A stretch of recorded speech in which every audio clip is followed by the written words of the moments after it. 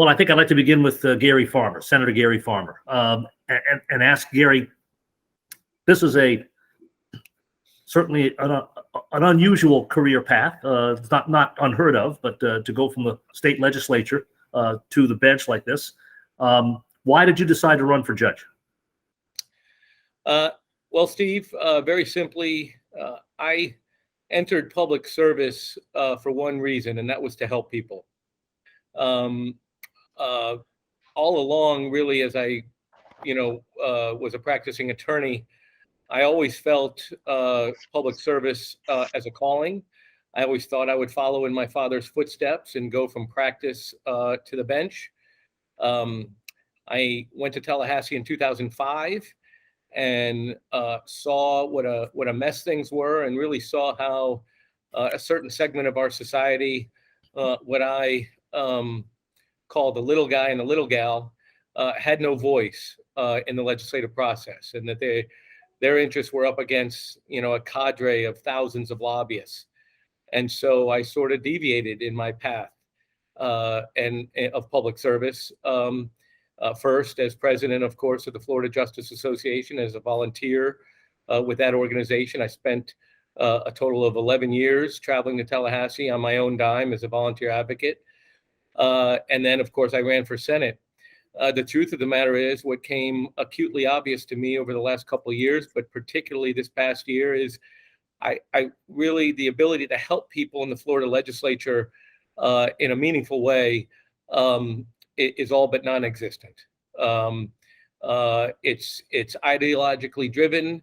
It's become incredibly partisan, and it doesn't matter if you have a good concept or a good idea.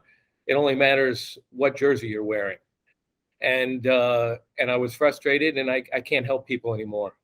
Going to the bench, I know that I will be able to help people each and every day in my courtroom.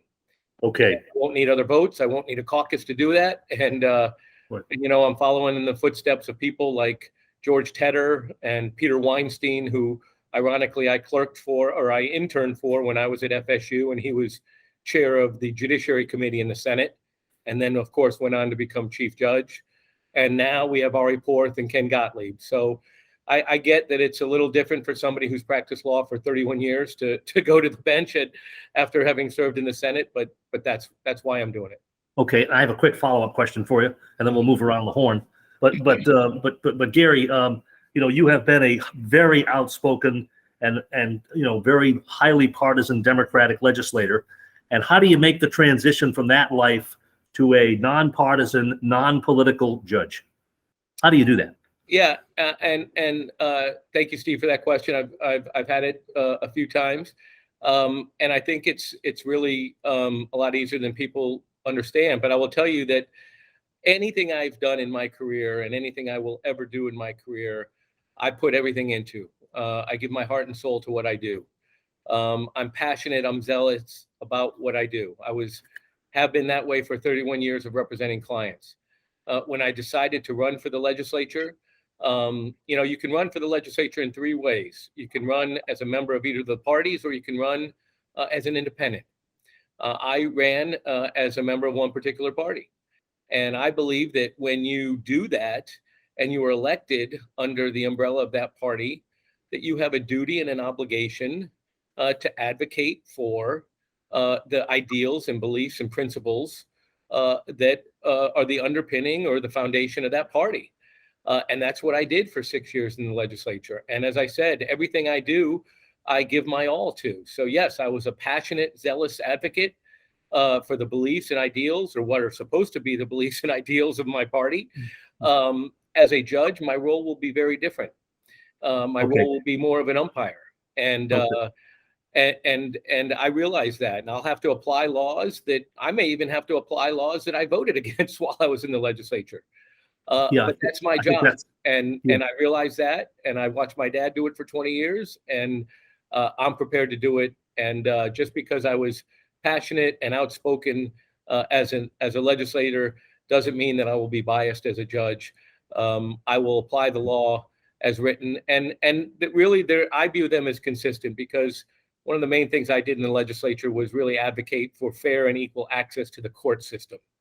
Right. And as a jurist, that will be my job, ensure that people get fair access to the court system. If cases are frivolous or don't meet legal standards, they will be dismissed. If they do meet legal standards, they will go before a jury if appropriate, or me for a bench trial. And I will do so fairly and impartially. All right. Thank you. All right. I think an editorial comment by me, I think it goes without saying that you're going to be having to rule on laws you voted against, because there were a lot of them in your time in Tallahassee. Let me switch to Rhoda Sokoloff and ask you, Rhoda. Rhoda said in her Sun Sentinel questionnaire, and I quote, and she didn't make any reference to any particular individual, but here's what she said. She said, quote, "There's no room for politics at the courthouse or on the bench." And Rhoda, was that, I interpret that statement as being a reference to Gary Farmer. Am I right? So turn your microphone on, please.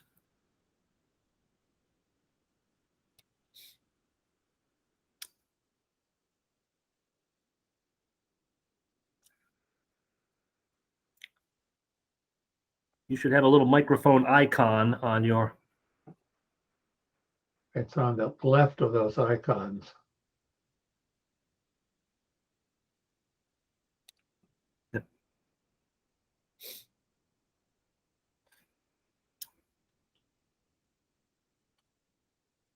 No audio.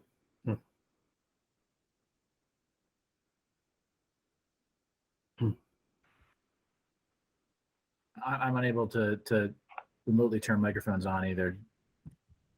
Yeah. Yeah. Well, I think she can hear us. Rhoda, what works sometimes is log off and log back in very quickly. So in the meantime, I'm going to turn to you, Tanya Williams, and this is your chance to just make an opening statement. Why are you running? Why are you the most qualified person in this race?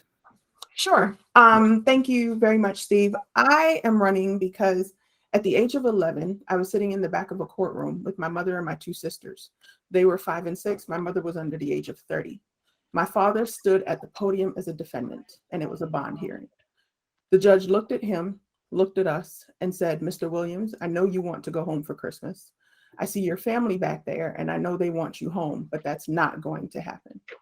And I just thought that the judge could have shown more compassion to, in the least, the family of the defendant.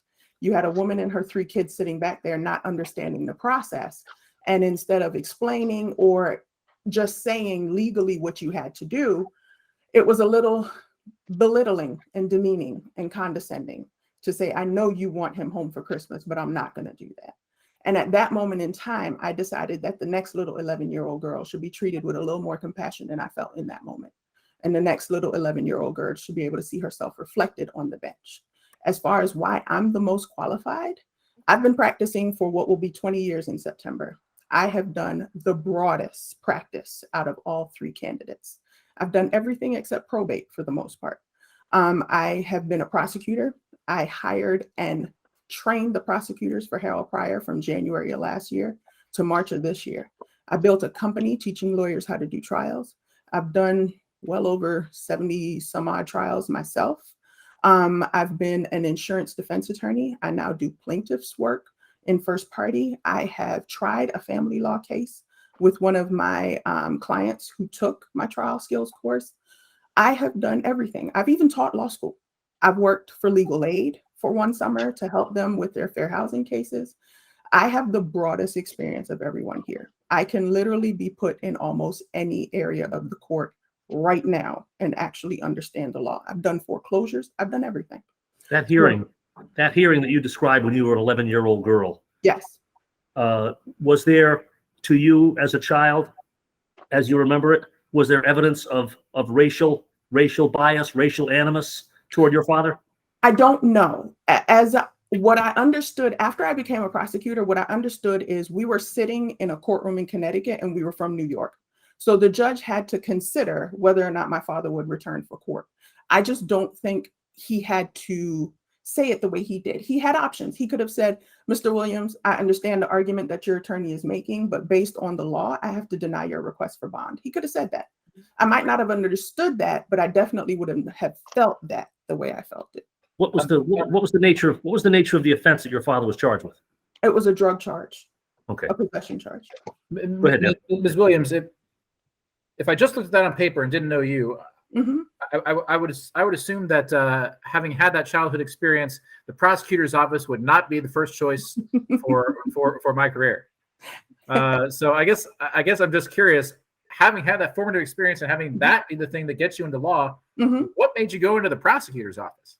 Because I believed I could do the most good on that side. Believe it or not, my father gave me the most crap for becoming a prosecutor because he said the same thing you said, Daniel.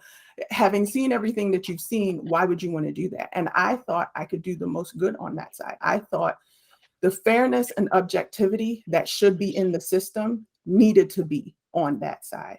And that's what I did. For the 3 years that I was in Orlando and while I was hiring and training our prosecutors here, my main objective was treat people like people.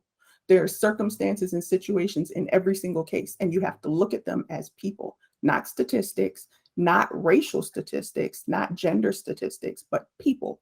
Why did they do what they do, and what does the law say you need to do with it? Go ahead, Martin Dykeman.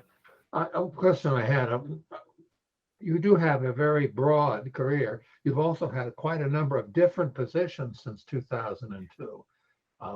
Has that, in any way, should we take that as an indication that you were not a good fit in some of those assignments? Absolutely not. So in Orlando, there was a 3-year commitment. I fulfilled it. And then I went to California because I was going to go walk the red carpet with Will Smith before he started slapping people. And because I thought that's what entertainment lawyers do. Well, I found out that's not what entertainment lawyers do. But I went to California, committed to completing my LLM, passed the California bar on the first try, and was doing what I did not know at the time was insurance defense, because it's very hard to get a job in California before you pass the bar. Especially coming from Florida and not coming from an Ivy League school. So it was a little more challenging for me to try to find a job. And then once I did find a job, my mom was getting sick more than I wanted her to. So I came back to Florida in 2008 because I love my mother. And I came home and I was doing foreclosures like everyone else. I worked for that firm in some capacity from 2008 until 2014, I believe it is. I actually tried to quit 3 times and they wouldn't let me. So it wasn't that I wasn't a good fit. It's just that life kept transitioning into a new chapter. And in 2009, I started teaching at Nova because they literally overbooked the school and had an extra section. There was a section 7 when it was ordinarily 6. And at the end of that year, it was only supposed to be a 1-year time frame. But at the end of that year, one of the instructors quit. And I was asked to stay on, and I did. And I was at Nova for 6 years. Ms. Williams, as part of our research in a race like this, we do routine checks of candidates, financial disclosure, voting history, property ownership. I've been a little bit confused by a couple of things I found in the public record. I want to ascertain, are you a registered voter in Broward County? Yes, I am. And how long have you been registered to vote in Broward? I moved here at the beginning of June. Okay. Well, I moved back here, I should say, because during the pandemic, I went to Orlando again to stay with my mom. And I moved back December of 2020 and was here in Sunrise from December of 2020 until October of 2021 when my family sold the condo that I was living in. And I moved to Palm Beach and then moved back. If you registered to vote in Broward in June, of course, the qualifying deadline for this seat is June 17th. Did you register to vote in close proximity to when you qualified? No, the qualifying deadline was April 29th. Oh, I'm sorry. I apologize. You're right. It's earlier for circuit court candidates. Right. Yes. And we're not required to be residents during the election period, just once sworn. So you qualified for this seat at a time when you were not a registered voter in Broward County, right? Yes, I did. Okay. And were you registered to vote in Orlando or somewhere else? Palm Beach. At the time? I was living Palm in Palm Beach at the time. Are you still so on your questionnaire, are you still it's a school district magistrate type position, correct? The school board hearing officer. School board hearing officer. Do you still hold that position? Yes, because it's done remotely. Okay. Well, What happens to that position if you win this election? If I win this election, everything goes away because I'll be a judge. So my firm closes, my current full-time job that I have, they know and understand that I'm running, that ends. My company where I've been teaching lawyers how to do trials, that ends. The school board actually, while they want me to win, they're hoping I don't so that they don't lose me as a hearing officer. So, but we all understand all of that ends. All right. Miss Rhoda Sokoloff has been very patient. And she's got I figured it out. Okay. Thanks, Rhoda. Let's go back to the beginning. I asked you that question about your questionnaire, said there's no room for politics at the courthouse or on the bench. Is that a reference to Gary Farmer? Indirectly, yes, but for any candidate, really. We need to keep politics out of the courthouse and off the bench. Yeah, So- well, that sounds good, but the Broward County Courthouse I know is one of the most political places on the planet. Always has been. Maybe not in a traditional partisan, left versus right sense, but it's a cauldron of local politics. I hear you. Okay. How many times have you run in an election for judge in Broward? This is my 6th time. Okay. I guess I would ask you what are the lessons learned? How have those 5 defeats made you a stronger candidate? I can answer that question. The very first time I ran was 2010. And it was against, and I really didn't know probably what I was doing. I ran against a sitting judge and I really got my butt kicked. The second time I ran, I'm trying to remember who it was in that race. It might have been Laura Watson in that race and Julio Gonzalez. So basically what I've learned about probably, I guess, the politics that you don't want in the courthouse. I've met so many people that are lifelong friends now. And I also learned, just being in court all the time from all the other times that I ran, what we really need for a judge. I'm in court almost every single day. I just finished a 1.5-day trial and I have 3 more coming up in the next 2 weeks. And some of the judges are awesome judges, some not so much. And I think it's just so important that litigants that come before you, they have to get respect from you. They have to have a judge that has the right temperament, the right demeanor, does not put you down, does not put the attorney down, because I see that over and over again. But I think I digress. In 2016, I lost by about 2,000 votes to Dennis Bailey. 2018, I ran against actually a sitting judge, and then right after that, I got cancer, and so I was out of commission. Have you gone? Have you attempted to get to the bench through the Judicial Nominating Committee process? I had tried that, but that to me is really political, and so I think the last time I tried was probably in 2016. I don't exactly remember, but I remember it was shortly after the race with Dennis Bailey. At any point in time, and pardon me, I don't have your question here on the screen at the moment, so I forget what city you live in, but at any point in time, oh, you live in Fort Lauderdale. At any point in time, was Gary Farmer your state senator? Actually, I have to say yes, and I supported him. Because I sat on the board for NAMI, National Alliance on Mental Illness, and I had him come and speak to our people as a politician.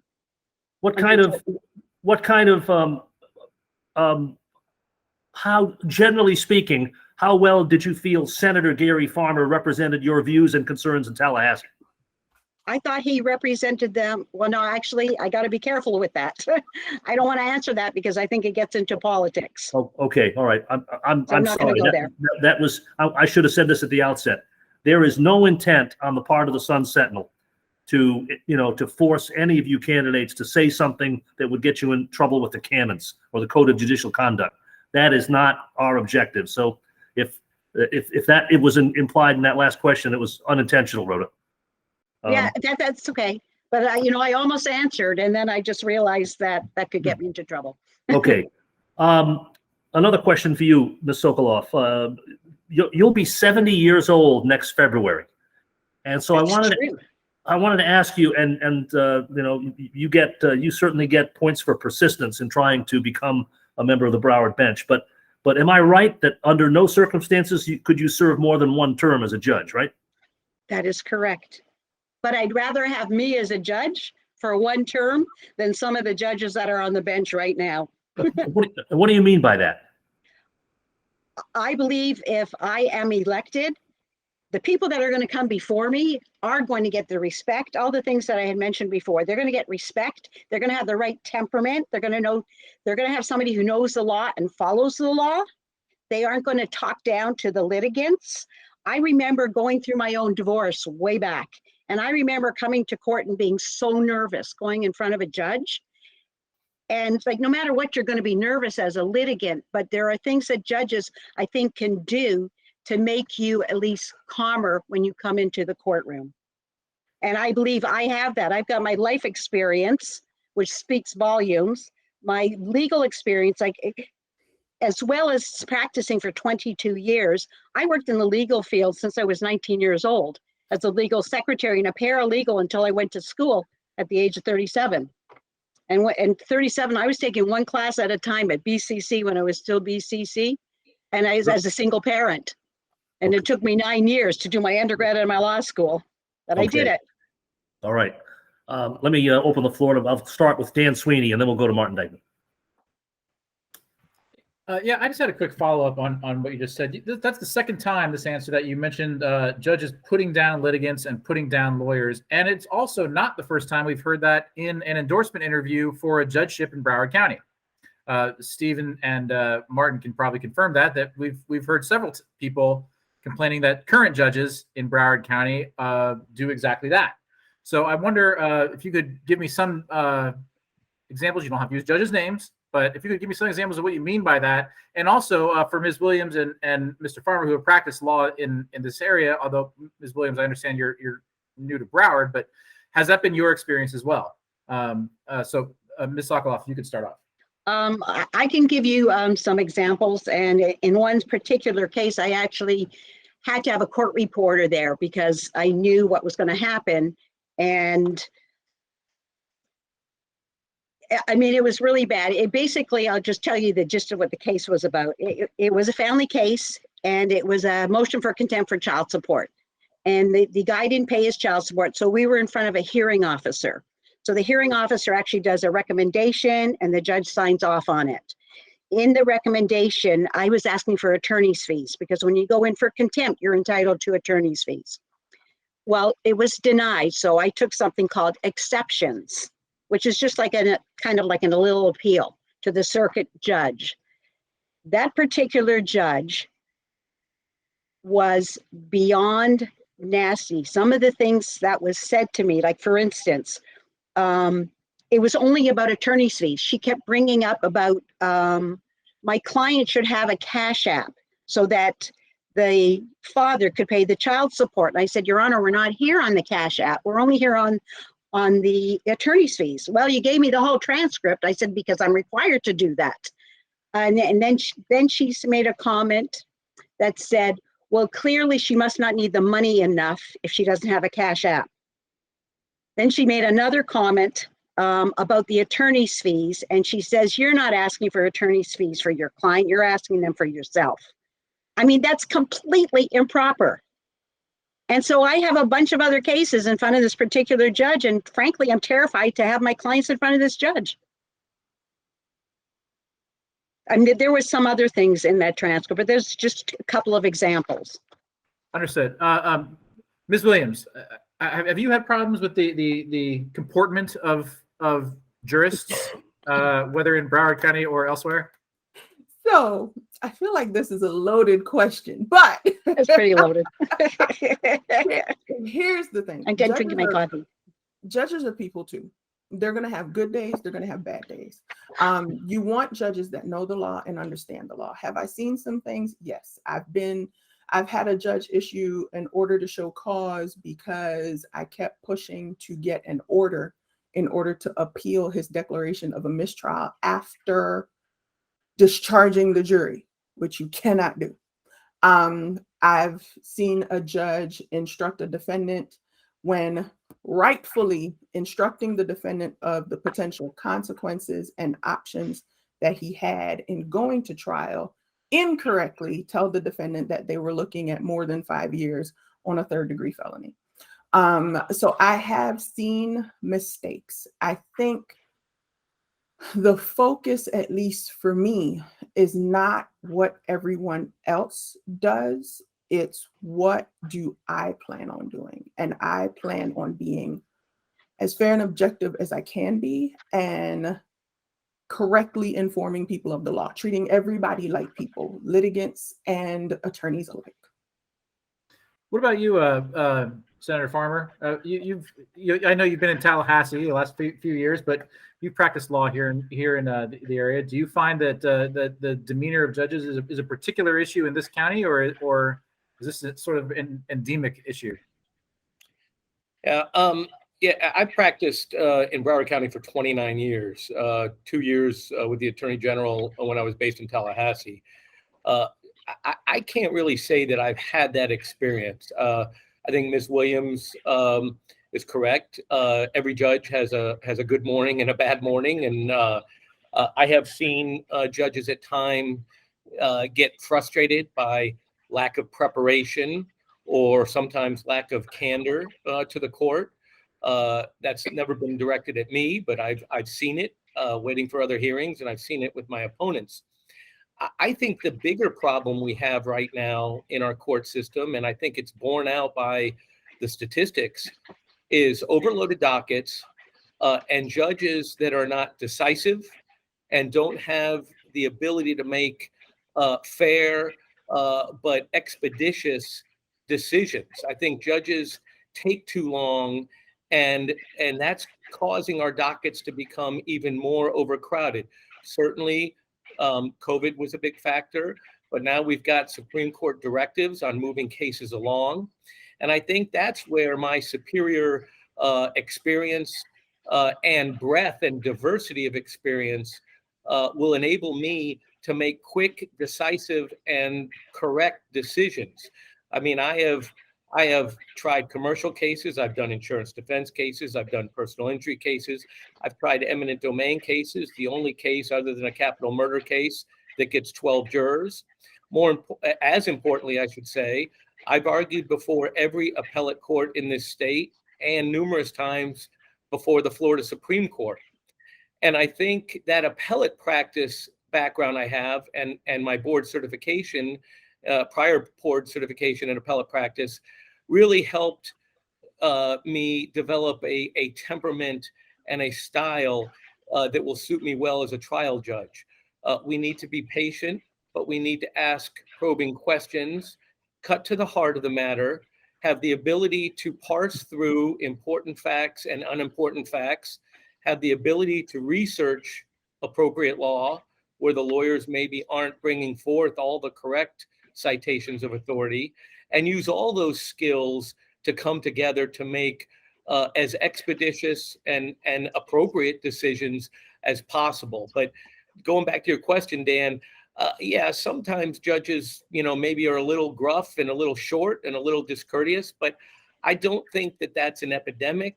I think the bigger problem we have is with these crowded dockets and judges who don't have the depth and breadth of experience necessary to make quick and decisive decisions so that cases can move along. Okay, thanks. I'll just turn it over to Martin.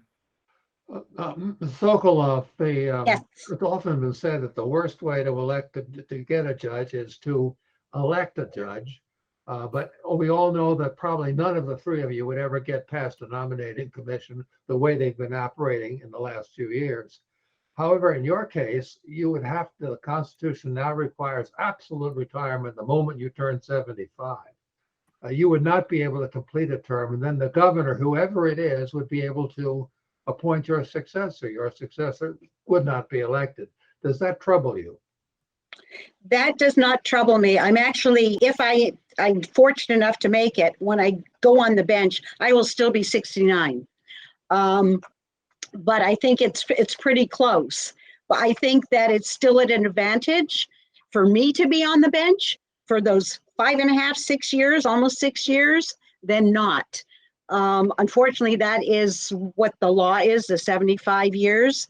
And I can say, unfortunately, there would have to be an appointment if the term ends. I have to figure out actually the numbers because I'm not 100% sure that I can't make it through the whole thing, only because I'm still 69 when I go on the bench, if I'm fortunate enough.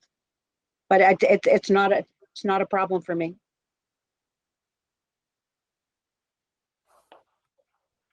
Steve, I'm not hearing you. You're muted. Sorry. Sorry about that. I've got a question for both Gary Farmer and for Ms. Williams, different questions. Gary, I have not seen any of your campaign literature yet. If you have campaign literature, I'm sure you do.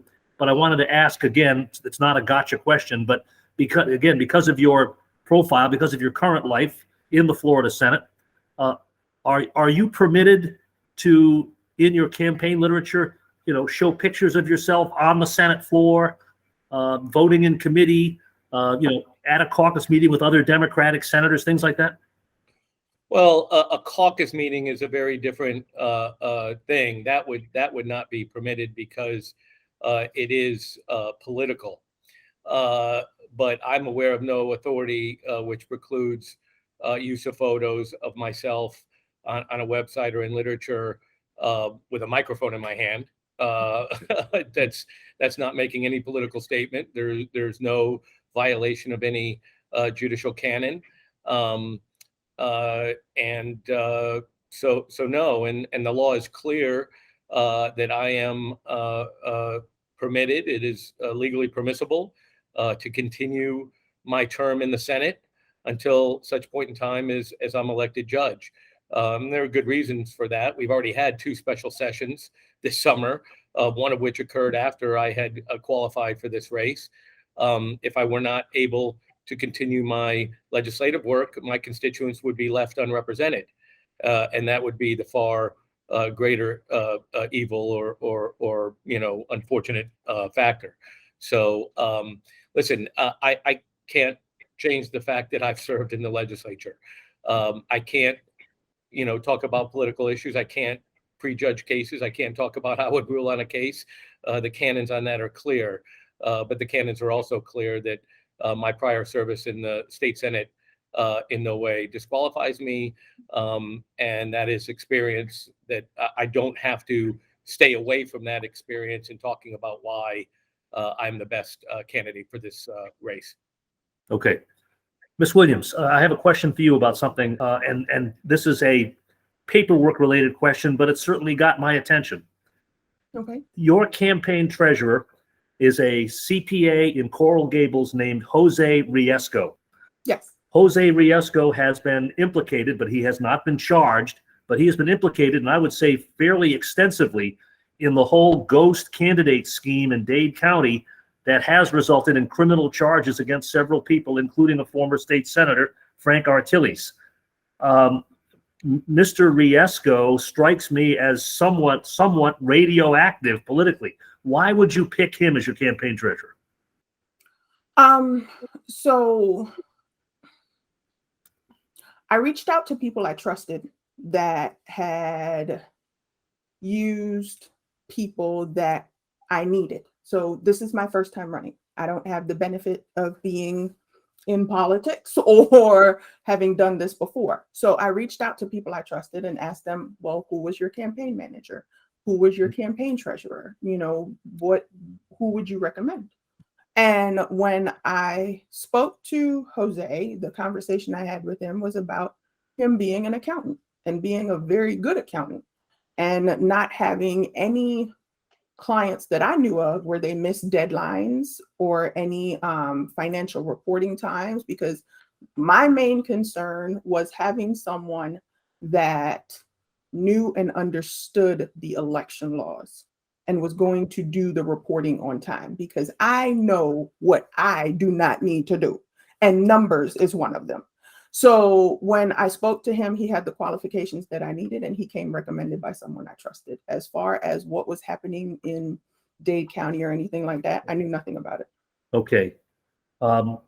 Just for the record, I mean, Mr. Riesco was the campaign treasurer for Alex Rodriguez, the ghost candidate in the Senate district, that the Senate seat that Jose Javier Rodriguez lost by, I think, 32 votes, and has been investigated, and people are being prosecuted there. Can you reassure us that I don't know how well you know Mr. Riesco. Is he absolutely above reproach professionally? Oh, because I was like, Steve, I think we're all reproachable in some way, shape, or form. But what I can say is, as far as the numbers from my campaign, I haven't found any errors. Everything has been submitted on time. I'm not a ghost candidate. I am here ready to run. So that's all I can say. You know, like I said, he was referred to me by someone else that I trusted. Okay. Steve, I Dan? believe it was also the treasurer for the ghost candidate in Seminole County as well.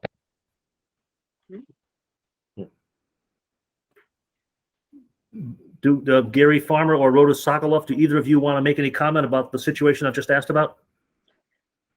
Well, I didn't know anything about it. You know, I didn't research that. You know, I might have concerns myself if there is some criminal charges that are pending. I think if it was me, I don't think I would choose them. I want to emphasize again, Mr. Riesco has not, as far as the public record I've vacuumed, he has not been charged or implicated in any way, but his name is in a lot of these news stories, and his name is on the campaign paperwork for two of these ghost candidates. That's getting your hand pretty close to the flame, in our opinion. Yeah. So I would personally be careful. And Gary? the only thing I'll say, Steve, is I think when you hire people to work on your campaign, you have an obligation to research them and make sure that they are as close to beyond reproach as possible. The statement was made that someone was needed who knew election laws. All we really know about Jose Riesco is he knows how to break or be part of a team that breaks election laws, both here and in Seminole County. And I'm not positive about this, but he may have also been involved in the Gainesville race in 2018, involving Kaiser Enneking and the ghost candidate there as well. I'm not positive about that one, but certainly we do know he's been implicated in two cases, two very rare cases where people have actually been arrested. It's very hard to get criminal charges brought against candidates or people involved in the political process. Our election laws are frankly extremely weak in providing remedies for clear violations such as occurred in the Miami race and in the Seminole County race. And of course, in Miami, Senator Rodriguez lost that race by 32 votes. So there's no question that the illegalities and the involvement of Frank Artiles, and my understanding is Mr. Riesco regularly works with Frank Artiles. So I do think it's a factor that you all should consider. May I respond to that briefly? of course, yes, ma'am. Go ahead, Ms. Wood. Because Steve, as you said, Jose has not been implicated himself. I find it a little disingenuous that a candidate who just recently violated the canons would sit here and implicate that I'm doing anything wrong. Because Gary Farmer stood up in Kings Point and said, I'm a proud Democrat.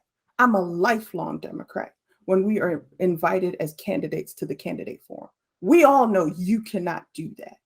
So I think it's a little disingenuous for someone who is himself trying to navigate the canons to implicate that I'm doing anything wrong by hiring someone to do my accounting that hasn't been implicated. So I just had to make that comment and clarify that. Okay. Well, then, thank you. if we're gonna clarify, let's be accurate. In Kings Point, I was asked the question almost verbatim to the question you asked, Steve, at the outset of this interview. How could I go from legislator to judge? And I gave the same answer I gave today. And I talked about running but as a Democrat, and that I chose to run as a Democrat because I've been a Democrat all my life. And that when I made that choice, I had an obligation to advocate and fight for the ideals and beliefs that are the foundation of the Democratic Party. If I had run as a Republican, I felt I would have had the obligation to stand up for their beliefs. And so that's what was said. So let's keep this all accurate and in context. There are no charges in and around me there are a lot of charges in and around Mr. Rieski. And Okay, let me Ms. Rhoda, we'll get to you in just a second. I want to just ask Gary, we weren't there. I don't think we were there, but is Miss Williams accurate, generally accurate in quoting you as saying, I'm a proud Democrat, I'm a lifelong Democrat? I don't believe that's what I said. No, I said I ran as a Democrat. I think I added parenthetically, yeah, I've been a Democrat all my life. Of course, everybody in that room knew that. As I walked around the tables, they were all saying, oh, wait, you're the state senator. So no, the way I answered it, Steve, was as I just said, in the context of explaining that when you're a legislator, your role is to be an advocate. When you're a judge, your role is to be more like an umpire. And that was the answer I gave. There was, certainly no, the way it's portrayed, I stood up and said, yeah, I'm a lifelong Democrat. No, I mentioned it in the context of saying I chose to run for a party that obligated me to zealously fight for the beliefs of that party. I did that to the best of my ability with all my energy and passion for 6 years. Right. Let me ask you this question. As we all know, lawyers sometimes need lawyers. The election laws, you said they're weak, Gary. They're weak. They're also contradictory. They're complicated. And you've got the added overlay of the Code of Judicial Conduct applying to a person who was a partisan elected official. And you're right, it has happened before. This is not a unique situation. This has happened several times in Broward County, even. But I wanted to ask you, Gary, I think the public is entitled to know, if you want to tell us, who have you relied on for legal advice in this campaign to be sure you're on the right side of all these judicial ethics questions? Yeah, Mark Herron has been the attorney who's been guiding my campaign, and my campaign consultant, Judy Stern. So, and of course, myself, because I feel like I'm pretty good at reading statutes and reading precedent and discerning, what can and can't be done. Okay, Rhoda, you wanted to say something. Yeah, I just wanted to just make a little comment following up on Tanya, because I happened to be there that day. I don't recall exactly what the question was, but I do remember Mr. Farmer starting off talking about the legislature a little bit, and the next thing that got blurted out was, I'm a proud Democrat. Was this a meeting of... question. The question had nothing to do. It wasn't asking him what his political affiliation was. Was this I just remember when it happened because everybody went into shock. Everybody went into shock. Okay. Yeah, everybody that around our tables, what they did is for Kings Point, they had the people on one side, and then they have the floor, and then they had all the candidates on the other side, and they had us all around tables, and everybody's mouth kind of just dropped. When was this, if either of you recall? It was 2 weeks ago, 3 weeks ago. I can, if I can look at the calendar. Yeah, I can look at my calendar too. And was this the Kings Point Democratic Club? Yes. Yes. It's their candidate forum. It was the 15th, I think. Was it the 15th? I don't think remember. so. Okay. I'm just looking. We're running Yes, short. it was the 15th. Okay, we're running short on time. Martin Dykeman had his hand up. Go ahead, Martin. No, it's been answered. Okay, all right. Well, whether or not Mr. Farmer said the exact words, Ms. Williams, that you've said he said, I'm not sure how we're going to get to the bottom of that, but how, because you said it and it's a pretty serious charge, how did he violate the canons with what he said? The canons do not allow us to state our political party affiliation. One of the judges in Broward, and I can't remember the name of the judge, there was an opinion about that because I think he went to a Republican event and was talking about his party affiliation there, went to a Democratic event, was talking about his party affiliation there. It's clear we cannot discuss our party affiliation. We just can't. So even in response to a question, and yes, everybody knows and understands that Gary Farmer is a Democratic senator. We understand that. But even in response to a question, Steve, like Rhoda did earlier, she thought you asked her a question that would violate the canons and she chose not to answer it. There are questionnaires that I thought the question would require me to violate the canons and I've chosen not to answer it. So for him to say, okay, well, I was answering the question, one, no, he was not answering the question. And two, you do not get to say I was answering the question, so that allows me to violate the canons. Okay. We at the Sun Sentinel didn't just fall off a turnip truck, and you didn't either. And so I want to ask you, I'll start with you, Ms. Williams. Is there going to be a complaint filed against Gary Farmer over this appearance with the JQC? No, because that's not the person I am. I'm not here to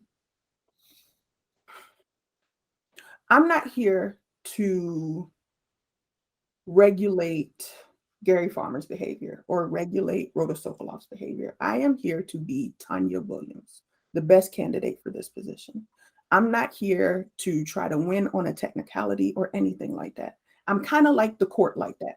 Let's do it on the merits and see what happens. So no, because if I had that plan, I would have done it already. And I don't have that plan at all. I just felt it was disingenuous for him to sit here and levy accusations when he himself has had some issues. So I think it's that same thing that I was talking about when we first started this conversation, honestly, Steve. Okay. You have to measure out compassion. You have to. And that was the only reason I even brought it up. Gary Farmer, I wanted to ask you about Rhoda Sokoloff's characterization that, quote, everybody was in shock when you made the statement. Is that your recollection? No, I missed He that had his part. back to us. He He had his back to us. He couldn't see. I was turning and facing everybody as I spoke. I always do that. Nobody mentioned it to me at all. There were 15 candidates there. Nobody said anything when I sat down. But regardless, Steve, again, I was asked the difference between being a legislator and a judge.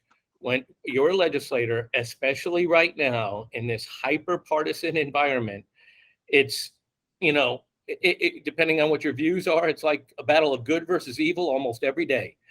And that was my job. And the question was, how could I go from being so partisan to being an impartial judge? The very nature of the question brings up political affiliation. My answer, just as my answer today, it was almost verbatim to you, but because I heard through the grapevine that not even Ms. Williams, Ms. Sokoloff was the one who is the only one I heard mention to a mutual acquaintance something about this. I didn't even say which party. But again, when you run for an office that is legislative in nature, you are an advocate. And you must advocate. I believe you have a duty to advocate for the party under whose banner you ran for office. I do not believe that the JEAC or the JQC would find that to be a violation. If it is, it's a very blurry gray line issue.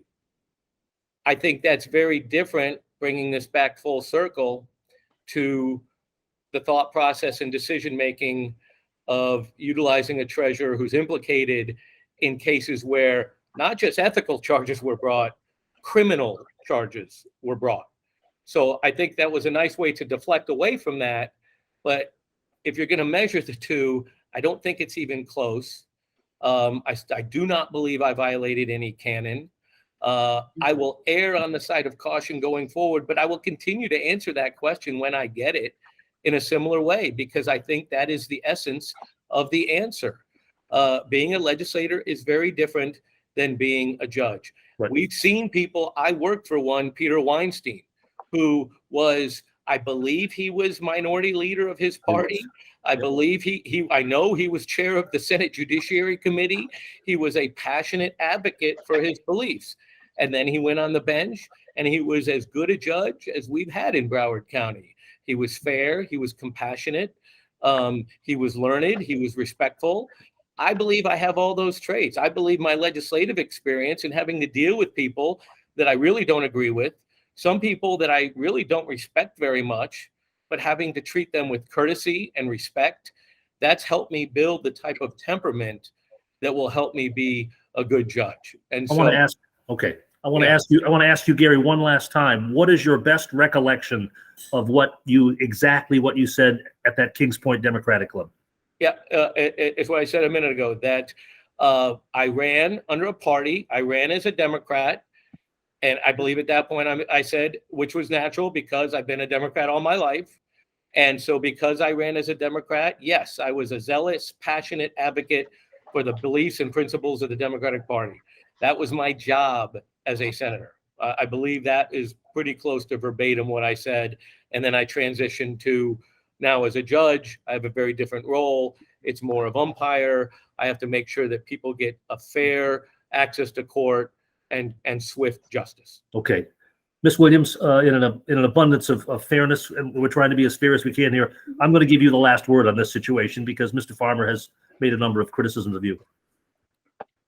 Steve, like I said earlier, I knew nothing about the ghost candidate situation when I hired Jose. I hired a CPA that understands the numbers and does not report late. That's what I did. I personally have done nothing wrong. No one here can say anything about that. And I will definitely look into what was brought up today because that's who I am. But like I said, I knew nothing about it. And while I understand that we're going to dance around what the canons say as far as being able to talk about party affiliation, it's his ability to answer the questions now without stating his party affiliation meant he had that same ability then, and he just didn't. And I think that's something you have to consider. You have to consider not being able to follow a simple rule because you're caught up in the question, caught up in the emotion, or just trying to make a point. Is that who you want on the bench? That's the answer. That's the question people are going to have to answer. I've done nothing wrong. I will look into what you've brought up to me today. But I hired somebody who knows how to do numbers and report properly. That's what I did. Okay. Very good. Let's do this. We don't have hardly any time left, but Rhoda Sokoloff, I want to just give you the last word to say something about this discussion or the campaign generally, and then we'll call it a day. Okay, I just find it, I mean, I was there, Tanya was there, there was probably more than 100 people there. And I find it a little disingenuous that Mr. Farmer is not actually, he's kind of skirting around what he had said. And we all know what he said. It wasn't me that actually started any of these things. There was a lot of people there that that could be asked exactly what he said. And it wasn't the same context as what he's really trying to put forth. And I have a problem with that. If he can't be candid during this interview, I think that's a problem. Okay. And I challenge you to prove that I've been uncandid because I believe I gave verbatim today the same answer I gave then. You did not. I blurted out the word Democrat. No, you did not. I am a proud Democrat. No, you did not. And here's the thing. I understand you keep saying that. I understand that you keep saying that it's the same question, the same response, but it's not, because the fact of the matter is when you got up to give your 2 minutes that we all had as far as why you're running, what you said was gerrymandering, redistricting. That's why I'm here. So no, you have totally polished what you've been saying since June 15th to now.